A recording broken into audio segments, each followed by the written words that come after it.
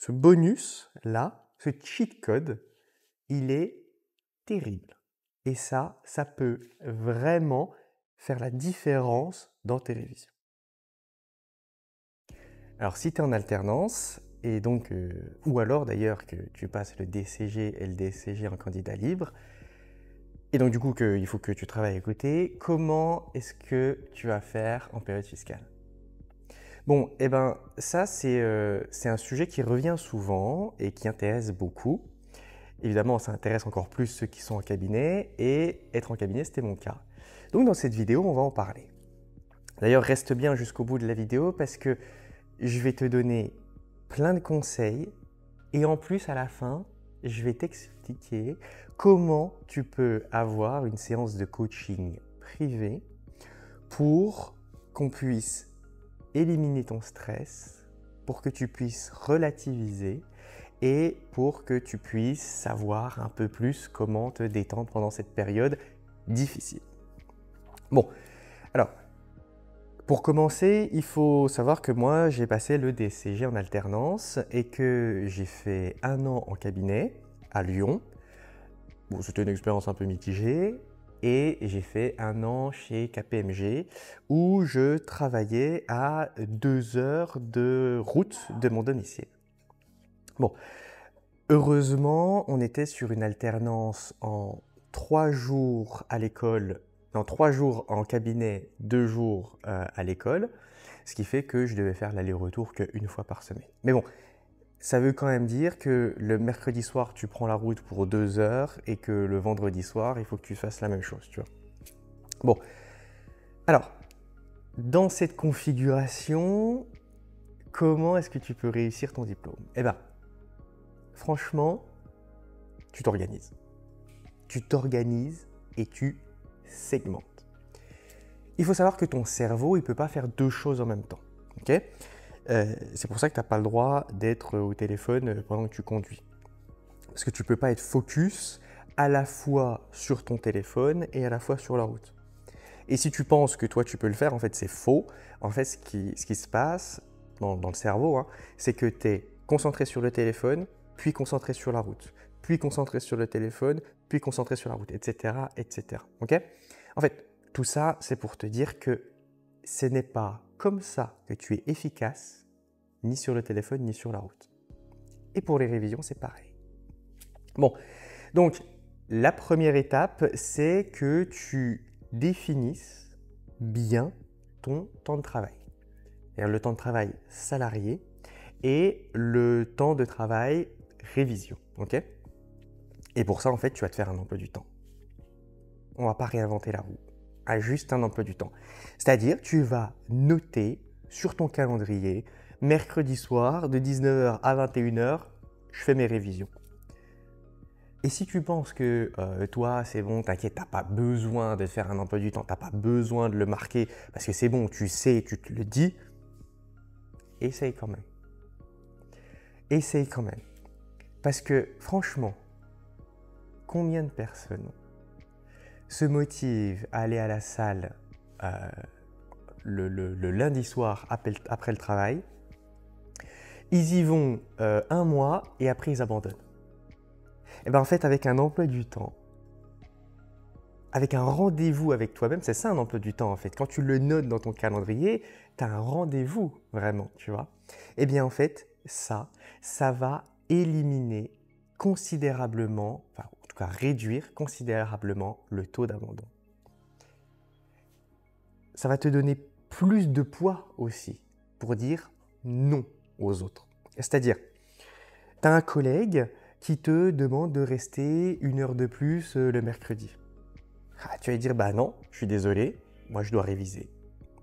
Ça, cognitivement, pour le cerveau, c'est plus facile à dire quand tu l'as déjà noté sur ton emploi du temps.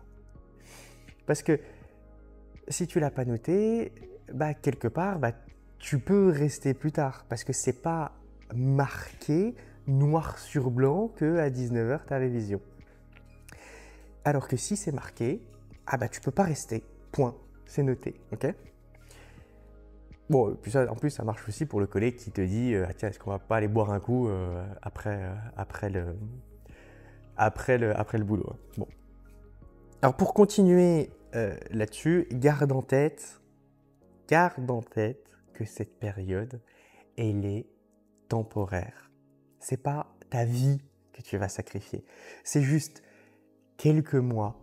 Mais ces quelques mois de sacrifice, c'est pour une vie de réussite. Ok ?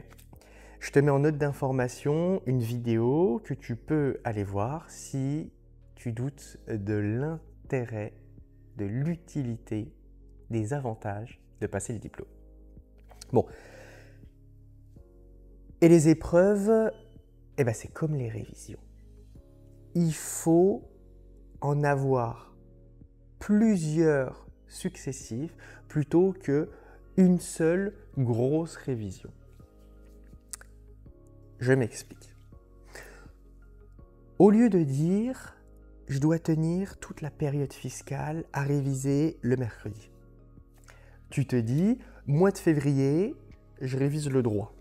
Et une fois que c'est fini, mois de mars, je révise l'audit. Ou alors mois de février, je révise à 19h. Mois de mars, je révise à 19h30, etc., etc. En fait, l'idée, c'est de faire des changements tous les mois. Bon, tous les mois, toutes les 2 semaines, etc. On s'en fiche. L'objectif, c'est de casser ta routine. C'est-à-dire que avec ça, tu n'as pas un seul gros objectif, tu as plein de petits objectifs successifs. Ok ? Et ça change la donne. Parce que quand il s'agit de réussir, cognitivement, ça va être moins lourd. C'est-à-dire que ton cerveau, dans ce cas-là, il a l'impression que c'est moins difficile. Et puis même pour ton ego, pour ta confiance, c'est bénéfique. Parce que du coup, tu n'es pas en train de galérer sur une grosse tâche qui est la révision. Tu es en train de réussir successivement plein de petits objectifs. Et ça te permet de rester dans la course. On va faire un aparté pour que tu comprennes bien.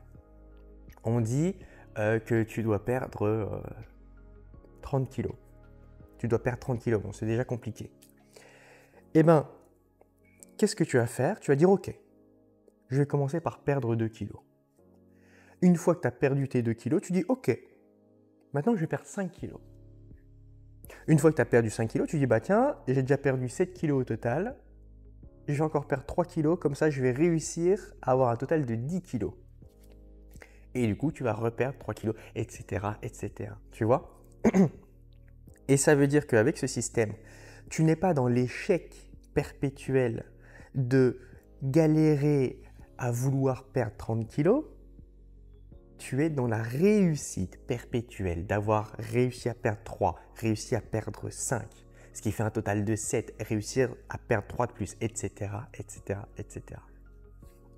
Donc, ça vraiment, pour n'importe quoi, hein, que ce soit perdre des kilos, que ce soit réviser, surtout en période fiscale, ça change la donne.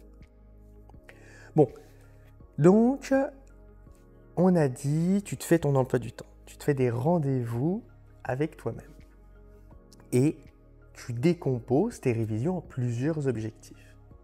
Ces objectifs, ces changements en fait, on s'en fiche un peu de ce que c'est. Alors, ça peut être du coup changer l'heure de révision, ça peut donc vouloir dire que tu vas changer le moment où tu vas réviser. Et du coup, ton objectif dans ce cas-là, ça va être de tenir ces horaires. Ton objectif, ça peut aussi être de boucler tel chapitre en tant de temps. Genre, tu dois avoir révisé tout le droit des contrats avant le 28 février, par exemple. Eh bien, ça aussi, tu dois t'y tenir.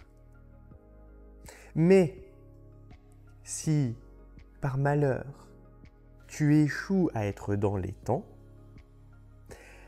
alors tant pis, il va falloir que tu débordes. C'est-à-dire que tu ne passes pas à un nouveau chapitre avant d'avoir terminer le précédent. Ça, c'est super important. Bon,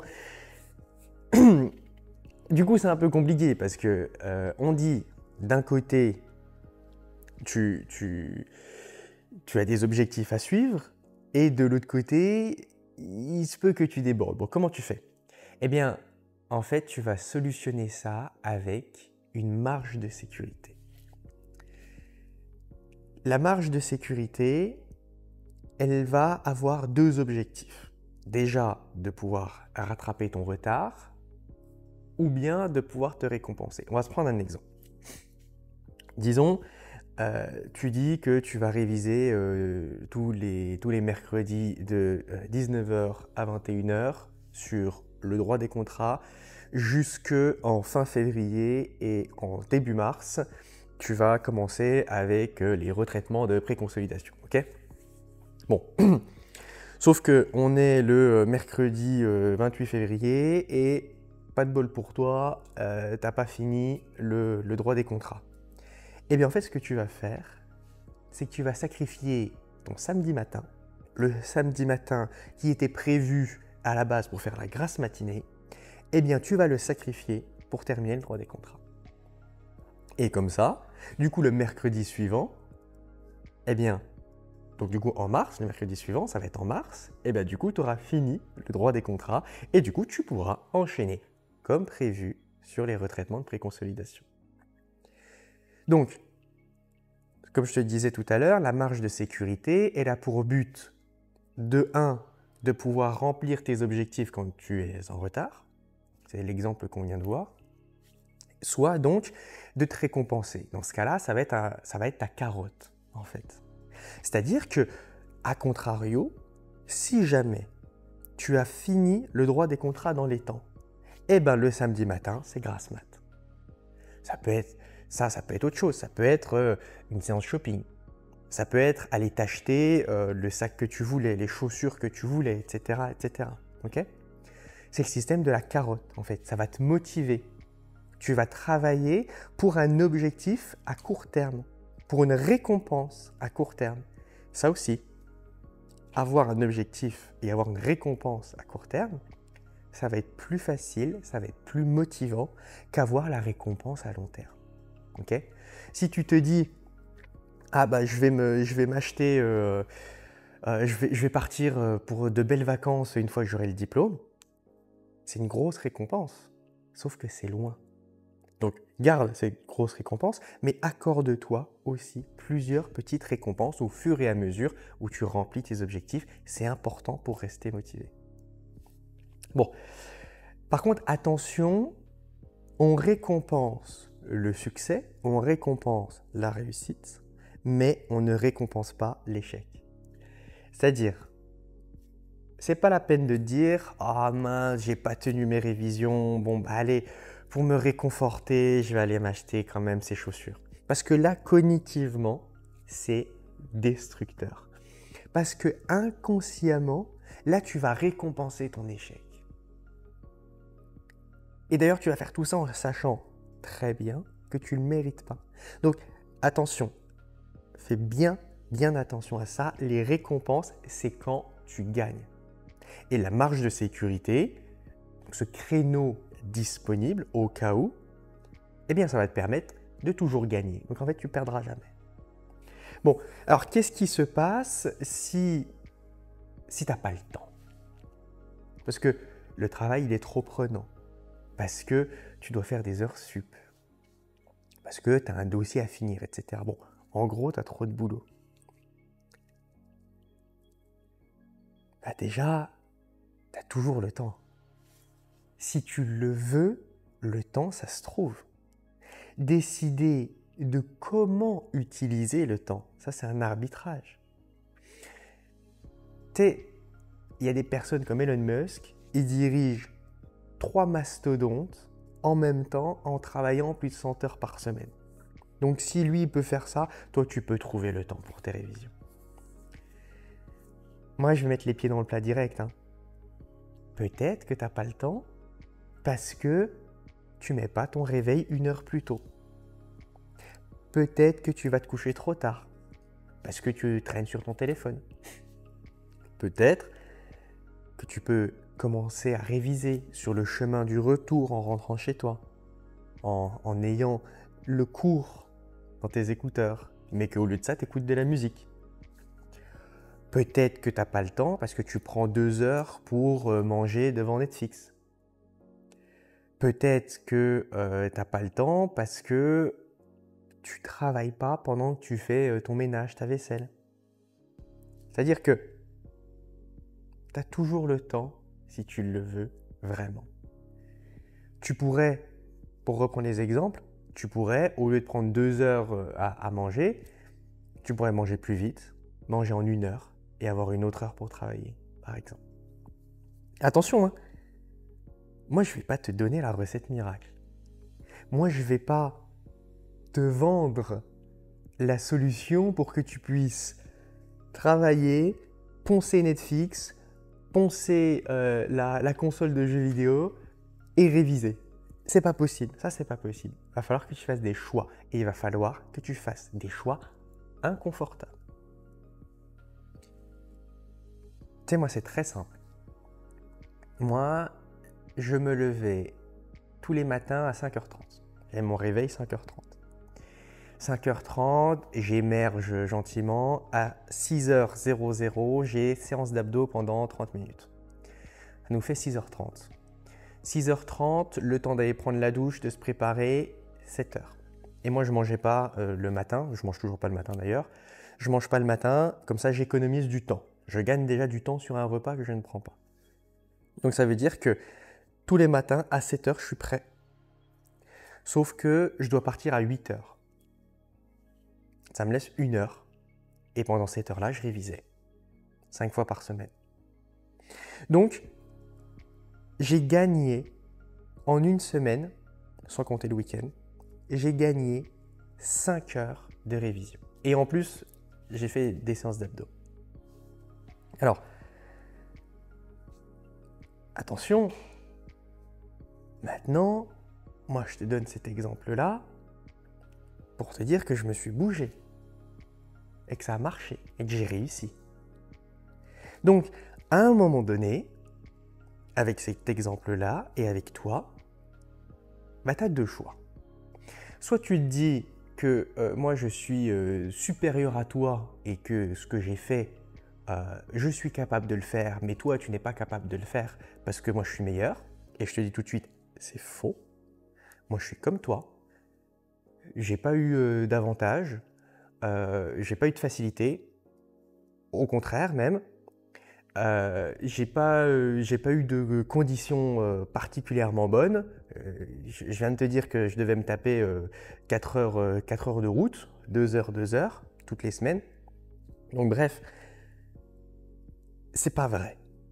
Si tu penses que ce que j'ai fait, tu ne peux pas le faire, c'est que tu te mens à toi-même. Bon, soit tu te dis ça, et je te dis tout de suite c'est faux, soit tu dis, bah, si je l'ai fait, toi tu peux le faire. Parce que c'est pas compliqué en fait. C'est juste inconfortable. C'est vrai. C'est vrai, au début c'est inconfortable. C'est pour ça que pour tenir ce rythme-là, c'est important, ce que je te disais tout à l'heure, d'avoir des objectifs à court terme. C'est important d'avoir des récompenses. Et c'est là où ça va te consolider. Parce que tu vas dire, ah waouh, je ne pensais pas que j'étais capable de faire ça. Mais en fait, j'en suis capable. Et là, ta confiance, elle augmente. Et là, ton ego, il augmente. Et là, tu es encore plus motivé, tu es reboosté pour faire les révisions. Et c'est là que tu réussis. Bon. Et puis, attention aussi, hein. Ça, c'est ce que je faisais pendant la période fiscale, pendant mes révisions, pour passer mon diplôme. C'est-à-dire qu'aujourd'hui, grâce à ça, grâce au fait que j'ai tenu, que j'ai traversé ce désert, grâce au fait que je me suis bougé, grâce au fait que j'ai pu avancer dans l'inconfort de me lever à 5h30 tous les matins. Tu sais, aujourd'hui, je me lève à l'heure que je veux. Aujourd'hui, je me lève quand je veux. Aujourd'hui, j'ai plus de réveil. Eh bien, ce confort que j'ai aujourd'hui, c'est grâce aux efforts que j'ai faits pour obtenir le diplôme.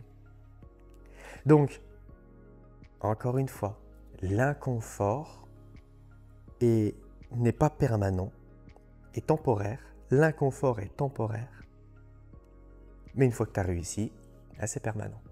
Les avantages sont permanents.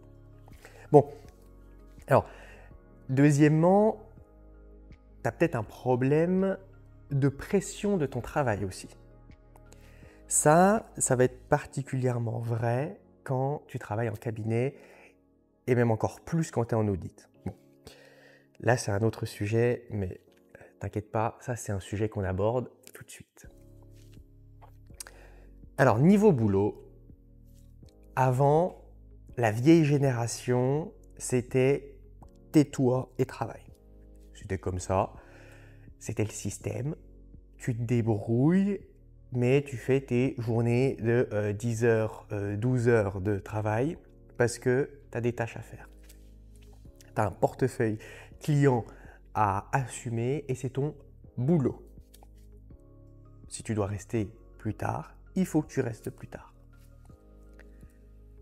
Ce système-là, cette mentalité-là, c'est terminé. Si tu as ça dans ton cabinet,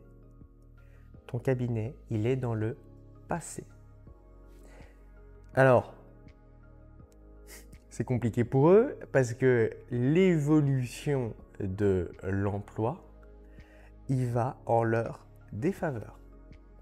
Mais ça veut dire aussi que c'est tant mieux pour toi. Parce que toi maintenant, tu peux dire non. Tu peux dire j'ai fait mes heures, je vais juste faire mes heures, point. Parce que j'ai une vie après le boulot. Parce que le boulot, c'est pas ma vie. Et si vous n'êtes pas d'accord, eh bien sachez qu'il y a 10 autres cabinets qui veulent m'embaucher. Ça, c'est la réalité du marché aujourd'hui. Aujourd'hui, c'est comme ça que ça se passe. Aujourd'hui, c'est les cabinets qui doivent s'adapter. Aujourd'hui, c'est devenu normal de juste faire ses heures. C'est devenu normal de ne pas accepter de faire des heures supplémentaires. De ne pas accepter de prendre un nouveau boulot parce que, tu comprends, ça me rajoute du travail, mais ça ne me rajoute pas de la paye. Et donc, l'évolution de tes conditions de travail, elles vont en ta faveur. Et si ton entreprise ne va pas en ta faveur, tu peux changer. Parce que des entreprises, il y en a plein. Et franchement, si visiblement, si ton entreprise, elle n'a pas grand-chose à faire de tes révisions, c'est qu'elle n'a pas grand-chose à faire de ton avenir non plus. Et toi, est-ce que tu préfères sacrifier ton avenir dans une boîte qui en gros s'en fiche de toi, ou bien est-ce que tu veux travailler dans un environnement sain? La question est vite répondue comme il disait l'autre. Alors attention, ça ne veut pas dire non plus qu'il faut que tu sois un tir au flanc. Attention, quand tu bosses pour l'entreprise, surtout en période fiscale, il faut quand même que tu aies du travail effectif. Il ne s'agit pas de passer ta journée sur Instagram à faire 15 pauses café. Hein. Il faut que ton entreprise, elle en ait aussi pour son argent. Ça, c'est normal. Et puis, si tu veux évoluer dans ta carrière, il faut que ton entreprise, elle puisse voir que tu en veux. Et toi, il faut que tu montres que tu en veux. Donc, les heures supplémentaires, c'est pas interdit non plus. D'accord? Mais il faut que tu les fasses par professionnalisme. Pas que tu les fasses par soumission. Et quand l'entreprise, elle dépense de l'argent pour toi, avec le salaire, hein, tu dois dépenser du temps de travail pour elle. Ok? Et c'est du temps de travail effectif. C'est pas juste du temps de présence. Donc, Maintenant, on a vu l'importance d'avoir un planning et on a vu comment est-ce que tu allais t'y tenir, comment faire pour s'y tenir. Eh bien, on va accélérer le processus grâce à un hack, grâce à un boost qui va à la fois booster ta capacité à tenir ton planning, mais aussi ta capacité à réviser efficacement. Ce bonus-là, ce cheat code, il est terrible. Et ça peut vraiment faire la différence dans tes révisions. Pour tenir ton planning et réviser efficacement, parce qu'on n'en a pas parlé, hein, mais réviser, il ne s'agit pas d'être sur Insta en même temps. On parle de travailler focus. Eh bien, pour ça, tu ne vas pas travailler seul. Tu ne vas pas planifier seul. Tu vas organiser tes révisions avec quelqu'un d'autre. Quelqu'un d'autre qui passe le diplôme comme toi. Alors, si tu es en alternance, c'est facile. Tu vas trouver un mec, une fille de ta promo, et si tu es en candidat libre, du soutien, tu vas en avoir dans les bibliothèques universitaires. Les bibliothèques universitaires, ça regorge d'étudiants qui révisent. Ça, je te le garantis. Et c'est un turbo game changer parce que à partir du moment où tu t'es engagé sur une date et sur un horaire envers quelqu'un d'autre, tu n'as plus le choix.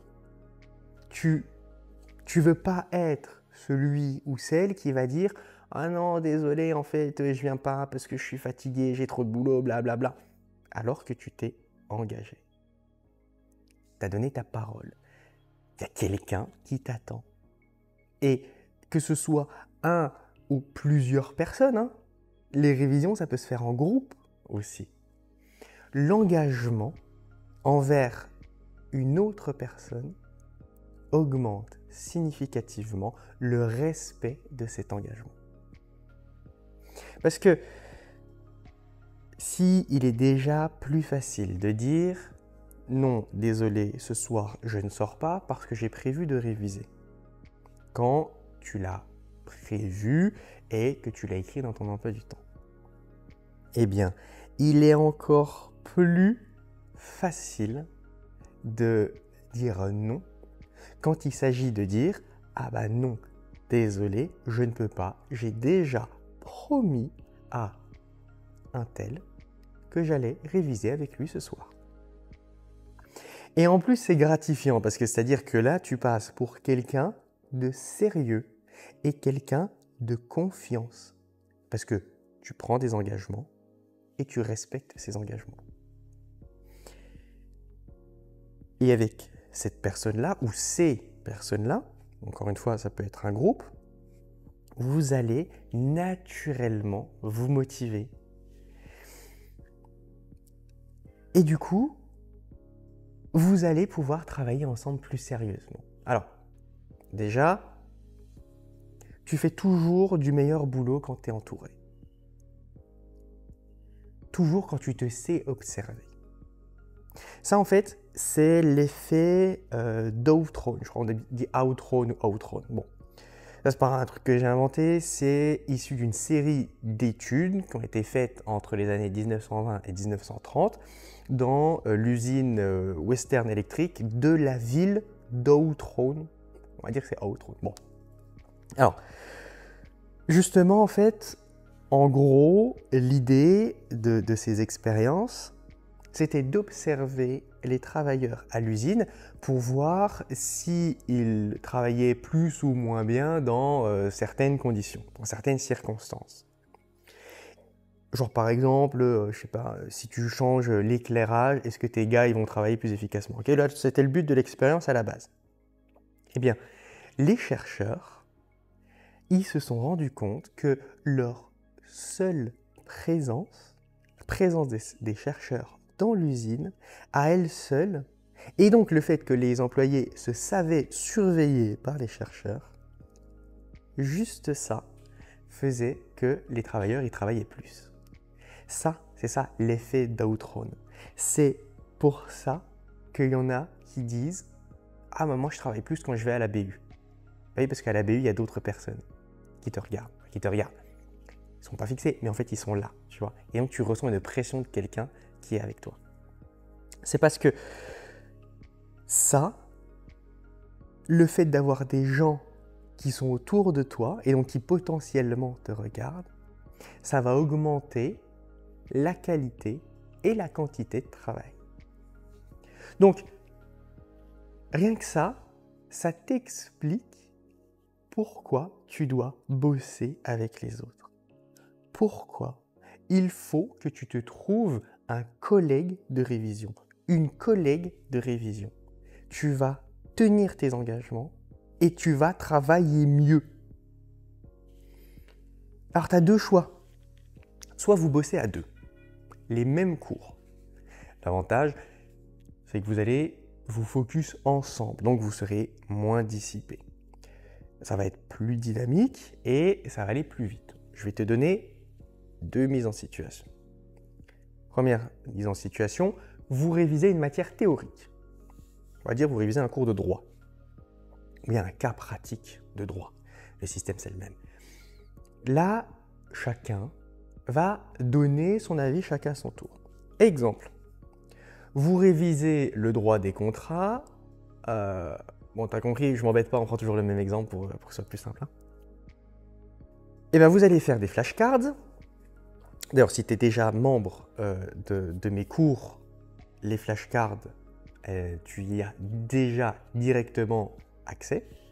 Tu n'as même pas besoin de les faire, ok? Je te mets en description le lien pour devenir membre. Et donc, pour du coup avoir les flashcards. Bon, vous allez réviser avec des flashcards et donc vous posez des questions chacun à votre tour. Et là, du coup, celui qui doit répondre, il est challengé. Parce qu'il doit aller chercher dans sa mémoire et dans ses connaissances la réponse à apporter. Et celui, ou celle, on s'en fiche, ou celui qui pose la question, donc qui a la carte, elle a le rôle de l'expliquant. C'est à lui, enfin c'est lui, on va dire plutôt, c'est lui qui détient, dans sa main du coup, qui détient la connaissance certaine, qui détient la bonne réponse, ok? Et donc en cas d'erreur, il la donne. En cas d'erreur, il l'explique. Et comment est-ce qu'on apprend quelque chose dans la vie? C'est en l'expliquant. Ça, c'est la méthode de Feynman. La méthode de Feynman, d'abord, d'ailleurs, on en a parlé dans la vidéo sur la masterclass de comment réussir l'UE1, que je te mets en fiche. Bon, donc en fait, que tu sois devant ou derrière la flashcard, tu as toujours un intérêt, tu es toujours en train de réviser. Les deux parties révisent. Et en plus, comme c'est quand même cognitivement moins fatigant d'être celui qui tire la carte que celui qui doit répondre en allant chercher ses connaissances, en échangeant vos rôles au fur et à mesure, toutes les 2 cartes, toutes les 5 cartes si on s'en fiche, mais en alternant, en changeant les positions, vous dynamisez l'échange en vous économisant de l'énergie à tour de rôle. Donc, vous pouvez rester concentré plus longtemps. Les flashcards, combinés à l'effet Feynman, dont je viens de t'expliquer, c'est super efficace pour réviser. Si vous révisez en faisant un exercice, parce que, comme toujours, le meilleur apprentissage, c'est par la pratique des exercices. Eh bien, vous allez découvrir l'exercice ensemble. Et après, vous brainstormez dessus. Ah, alors toi, à ton avis, c'est quoi la réponse? Ah ouais, t'aurais dit ça? Ah, moi, je suis pas sûr, parce que peut-être que c'est en fait plus là que l'exercice veut nous amener. Qu'est-ce que t'en penses, etc., etc. Là aussi, l'échange, il est plus dynamique. Et quand c'est dynamique, t'es concentré. Et quand t'es concentré, tu apprends. Et donc, mise en situation numéro 2, vous révisez cette fois une matière pratique.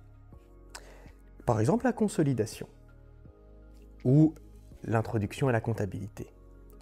Et donc, vous faites, bon, on va dire que tu fais de la consolidation, vous faites un exercice de retraitement. Ou alors, vous faites un exercice de comment saisir une immobilisation. Si on dit que tu fais de la comptabilité, c'est pas important. Ce qui est important, c'est que vous faites un truc qui est pratique. Eh bien, là, vous allez découvrir l'exercice ensemble et vous allez le faire chacun de votre côté. Mais vous allez le faire chacun de votre côté en vous demandant mutuellement de l'aide. C'est-à-dire qu'à la question 1, vous vous arrêtez, vous vous dites « Ah, toi, t'as trouvé combien du coup dans le calcul ? Ah bon ? Ah, attends, mince, que moi, j'ai pas trouvé ça. Attends, fais voir, toi, t'as mis quoi ? Comment t'arrives à ce résultat ? Etc., etc. » Et là, du coup, vous allez échanger et profiter des connaissances de l'autre pour augmenter vos propres connaissances. Ça, c'est Idriss Aberkan qui disait ça. Il dit que la connaissance, ça se multiplie par le partage. C'est-à-dire que si tu sais quelque chose et que tu le dis à quelqu'un d'autre, cette autre personne, elle a gagné une connaissance. Mais toi, tu as toujours la tienne de connaissance. Donc, vous avez multiplié de la connaissance. De une connaissance, la tienne, on passe à 2 connaissances, la tienne et la sienne. Donc, je le répète, révise avec quelqu'un d'autre. Bon, allez, on termine sur 2 autres choses qui rythment ta journée en période fiscale, à part ton travail et tes révisions, c'est le sommeil et la détente. Je ne vais pas réinventer la roue, c'est hyper important de bien dormir. Alors, j'ai pas grand-chose à dire sur le sommeil que tu ne sais déjà, si ce n'est du coup que le sommeil c'est hyper important. Je peux te recommander des livres sur le sujet. Il y en a un qui trouve particulièrement sens pendant cette période et que j'ai utilisé personnellement pour me réveiller à 5h30 du matin, comme je te l'expliquais. C'est le très célèbre Morning Routine de Hal Elrod.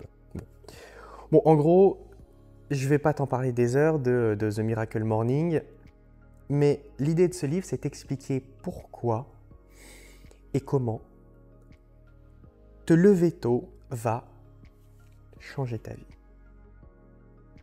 Alors, moi, je t'ai expliqué, en me levant à 5h30, j'avais le temps de faire un peu de sport et de travailler 5 heures par semaine, sans compter le week-end. Alors, prends pas peur tout de suite, c'est expliqué dans le livre, il y a des techniques pour ça. L'esprit, c'est vraiment de revoir, l'esprit du livre, l'esprit du livre, c'est vraiment de revoir complètement, différemment, ta manière d'aborder ton sommeil. Avec cette approche, tu vas recharger tes batteries de manière optimale. C'est le même que la recharge de ton téléphone en fait.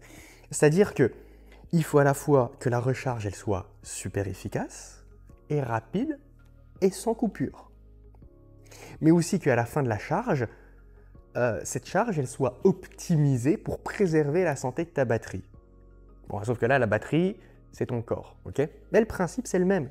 Ton téléphone, ton corps, c'est la même chose. Bon, je te laisse lire le livre si tu veux vraiment approfondir le sujet. Des autres livres, il y en a plein d'autres. Moi, je te parle de The Miracle Morning parce que ça a marché pour moi. Mais bon, évidemment, je ne suis pas payé pour te dire ça ou n'importe quoi, etc. Je ne vais même pas te mettre de liens affiliés Amazon, de machin, etc. Comme ça, tu vois, je touche vraiment rien. J'ai aucun intérêt financier à ça. Bon, dans tous les cas, il faut que tu dors suffisamment. C'est pendant ton sommeil que tu consolides ta mémoire. C'est comme un muscle. Le vrai travail, il se fait pendant... Non, justement, le vrai travail, il ne se fait pas pendant l'entraînement, il se fait après l'entraînement. Bon, faut vraiment que tu vois ça comme ça avec le sommeil. Ça va te faire comprendre l'importance de bien dormir et de dormir efficacement surtout. Dis-toi bien que les heures que tu passes à réviser tes cours, comme un fou, à réviser focus, à faire de grosses séances de travail, à travailler avec quelqu'un, de machin, etc., ces difficultés-là, ces heures-là difficiles que tu passes, en fait, c'est juste pour préparer ton cerveau à digérer l'information pendant le sommeil. En gros, quand tu révises, tu fais ta cuisine. Tu te prépares à manger pour le cerveau. Et quand tu dors, c'est là que tu manges, en fait. Donc, si tu n'as pas un sommeil suffisant, si tu n'as pas une bonne qualité de sommeil, c'est comme si tu avais passé 2 heures à te préparer à manger, à cuisiner, et qu'après, tu manges qu'un quart de ce que tu as préparé. Et en plus, tu manges ça vite, et tu manges ça pas correctement, pas en appréciant le repas, pas en assaisonnant bien, etc., etc. Donc en fait, ça sert à rien, tu as perdu ton temps. Tu vois, les révisions, c'est un tout. C'est pas juste avoir 1 ou 2 tips à la va-vite, c'est un mindset, c'est un état d'esprit, c'est un style de vie, les révisions. Alors, oui, tu peux penser que c'est extrême. Encore une fois, on parle de quelques mois dans ta vie entière. Genre, t'es pas obligé de passer ta vie comme ça non plus. Et encore une fois, si tu appliques pas une bonne méthode, un bon état d'esprit, une bonne hygiène de vie, c'est comme si tu te faisais à manger n'importe comment et que tu mangeais n'importe comment. Et ton but, à la fin, ça va être d'avoir un corps musclé. Ton but, à la fin, ça va être, pour comprendre la métaphore, d'avoir ton examen. Eh bien ça, c'est pas possible si tu n'as pas en place une bonne hygiène générale. Donc c'est pareil avec les révisions. Si tu veux réussir, pas de souci, c'est possible de réussir. Mais ça ne s'arrête pas à « je stabilote mon cours en jaune pour voir juste les mots importants ». Et donc, on va quand même finir par la partie la plus cool, la détente. Parce que quand même, t'es pas une machine. Hein. Je suis pas une machine non plus. On peut pas passer juste sa vie, même ces quelques mois, juste à travailler, juste à bosser. Et même d'ailleurs, avoir cette attitude-là, c'est contre-productif. On appelle ça les rendements décroissants. Alors, pour faire simple, les rendements décroissants, ça veut dire que ta première demi-heure de révision, elle est super efficace. La deuxième demi-heure de révision, elle est un petit peu moins efficace. La troisième, elle est encore moins efficace. La quatrième, encore moins efficace, etc., etc. Tu as un rendement qui est décroissant. Bon, ça veut dire qu'à un moment donné, trop de révision tue les révisions. Alors attention, je ne dis pas que tu auras assez de révision. Parce que tu n'auras jamais assez révisé dans ta vie. En tout cas, dans ta vie.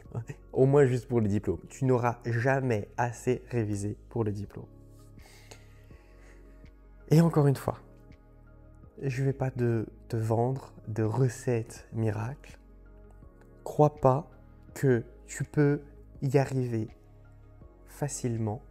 C'est pas vrai. Surtout en période fiscale. Cette période, c'est une épreuve. C'est une épreuve, mais une épreuve que tu peux surmonter. Une épreuve que tu vas surmonter. Une épreuve qui vaut le coup d'être surmontée. Parce qu'encore une fois, je suis passé par là, je sais ce que c'est, d'autres sont passés par là. Toi, tu passes par là en ce moment, il y a d'autres personnes qui passent par là au même moment que toi, et dans le futur, il y a d'autres personnes qui passeront par là aussi. Ok? Bon. Alors, la détente, c'est-à-dire les moments qui sont justes pour toi. Bon, alors déjà, pour commencer, on va tout de suite oublier les soirées beuveries. Hein. Il n'y a jamais un mec qui a réussi sa vie en se peintant la tronche à la bière toutes les semaines. Quand on parle de moments de détente, on parle de moments de détente sains. Les soirées alcool, ça va te flinguer ton week-end. T'es en récup pendant 2 jours où tu peux pas travailler efficacement. En plus, ça va te coûter de l'argent. Et ça se termine pas toujours de la bonne manière. Franchement, imagine, tu t'es levé à 5h30 tous les jours de la semaine, tu as révisé 5 heures du lundi au vendredi, le vendredi soir, tu te fais une grosse soirée, résultat, le samedi, tu es mort, tu peux pas avancer, et en plus, tu n'as pas dormi. Et le sommeil, ça se récupère pas d'un coup, hein. Ça se récupère au fur et à mesure. Donc en fait, les excès, c'est vraiment te tirer une balle dans le pied pour ton avenir. C'est vraiment ruiner tous les sacrifices que tu as fait dans la semaine. Tu sais, dans ce cas-là, autant pas cuisiner que gâcher ton repas, quoi. Au moins, tu n'auras pas perdu ton temps. Mais si tu es là, c'est que tu veux réussir. Bon, alors évidemment, attention, moi je suis pas ton daron non plus. Je te dis pas que tu dois jamais t'amuser de ta vie. Je te dis juste que en période fiscale, plus avec les révisions, c'est pas le moment. Il y a un moment pour tout. Là, c'est le moment de sécuriser ton avenir. Tu auras tout le temps de faire ce que tu veux après, de faire les fêtes que tu veux après, de boire l'alcool que tu veux, d'aller en boîte que tu veux, de machin, tous les excès. Ça, si c'est ton truc, tu peux le faire, mais tu le feras après. Il y a un moment pour tout. Et dans tous les cas, détends-toi, c'est super important. Mais fais-le d'une manière qui ne détruit pas tous tes efforts. T'es un mec malin, t'es une fille maline. Sois-le jusqu'au bout. Fais du sport. Évidemment, évidemment. Quel que soit le type de sport, on s'en fiche, hein, c'est pas ça qui est important. L'important, c'est d'avoir une activité physique. Que tu aies des objectifs dans cette activité. Courir 100 mètres en moins de 15 secondes, par exemple. Soulever plus de 100 kg en développé couché, par exemple. Être ceinture noire de judo, j'en sais rien. Ce que tu veux, j'y connais rien. Moi, je connais la muscu à la limite. Mais le reste, c'est pas mon domaine. Et le but, c'est aussi que tu sois là pour te détendre. Mais il faut que tu te détendes pour quelque chose. Il faut que même dans ces moments de détente-là, tu aies un petit challenge. Pas un gros challenge qui va te stresser, mais un petit challenge qui va te pousser à te détendre vraiment. C'est-à-dire que si tu vas à la salle de sport, c'est vraiment pour faire tes séances. C'est pas pour être sur Instagram toute ta séance, tu vois. Bon. Alors, évidemment, je te dis pas de te tuer à la salle non plus. Hein. C'est comme tout. Il faut que tu fasses les choses raisonnablement, mais quand tu fais quelque chose, même sur de la détente, fais-le vraiment. Alors, l'activité physique, c'est vraiment un must-have. Je ne vais pas te donner d'instructions de combien d'heures tu dois en faire par semaine parce que je ne te connais pas personnellement. En tout cas, je ne te connais pas personnellement à travers cette vidéo. Si tu es déjà un membre, là c'est différent. On a un rapport qui est plus personnel. Mais ça dépend évidemment de tes préférences. Ça dépend de ton niveau. Ça dépend de tes blessures, etc., etc. Par contre, ce qu'on peut tous faire, c'est marcher 8000 pas par jour.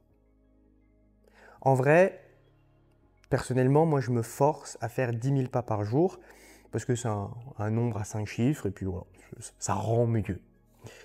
Et puis en plus, c'est dans mon programme sportif, etc. Bon, mais il faut savoir que les bénéfices d'une marche deviennent significatifs à partir de 8000 pas. Donc, va promener tes chiens, va te faire une balade au parc. Si tu rentres, on va dire tu rentres en transport en commun chez toi, arrête-toi une station avant et marche. Finis le chemin en marchant plutôt qu'en transport en commun. Tu vois, ces petits tips, en fait. Et puis s'il pleut, prends un parapluie. Et s'il fait froid, mets un bonnet. C'est-à-dire que à un moment donné, si c'est juste de l'eau qui tombe, qui t'arrête, la réussite, ça va être compliqué, tu vois ce que je veux dire. Et puis, franchement, ça fait du bien, la marche. Pareil, je te dis pas ça parce que j'ai des actions chez Geox. Je te dis ça parce que, comme beaucoup, je l'ai fait moi-même. Je le fais encore moi-même tous les jours. Et je le fais depuis des années, période fiscale incluse, voyage inclus. Quel que soit mon programme de la journée, je marche minimum 10 000 pas par jour.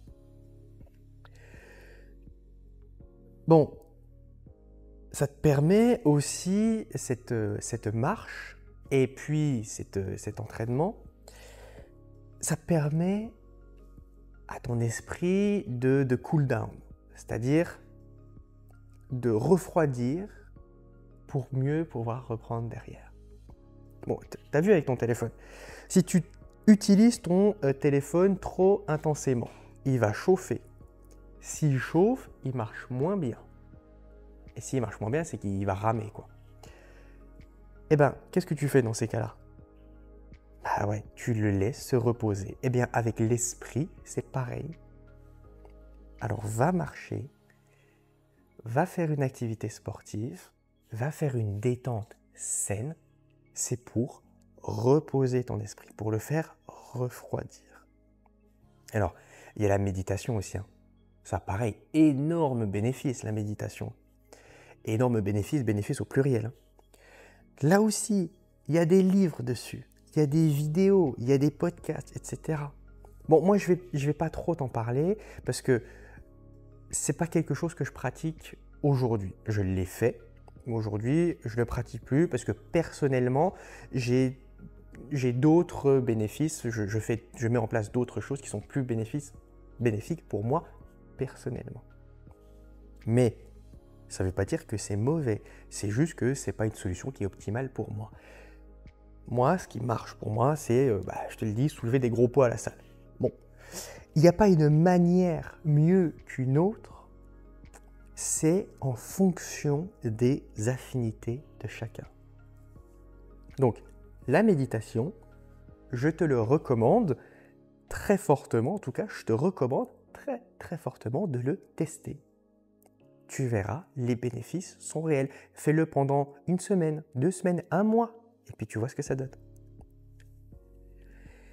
De manière générale, essaie de trouver une activité qui va reposer ta tête.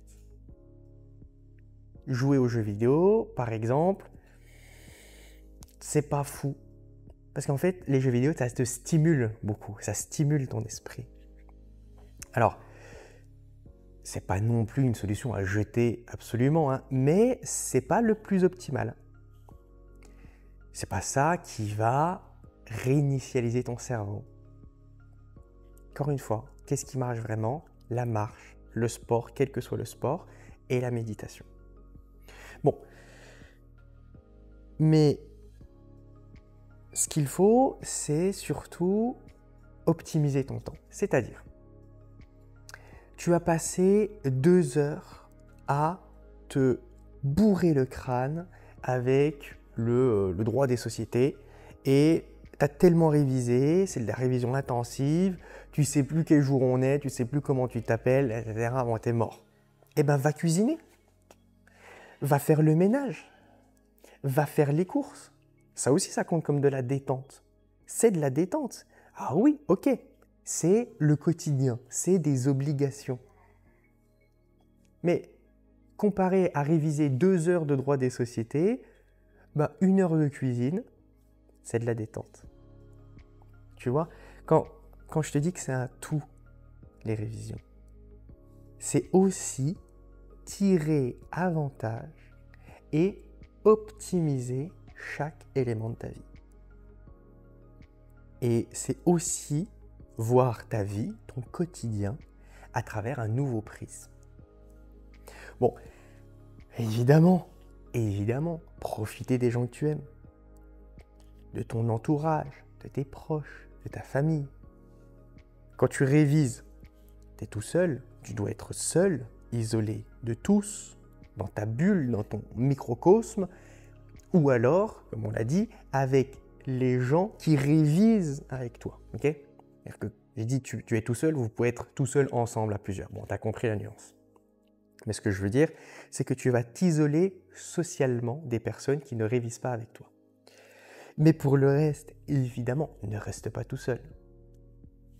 C'est-à-dire que, attention, on parle de révision, on parle d'un mindset, on parle d'un état d'esprit, de machin, etc., de l'hygiène de vie.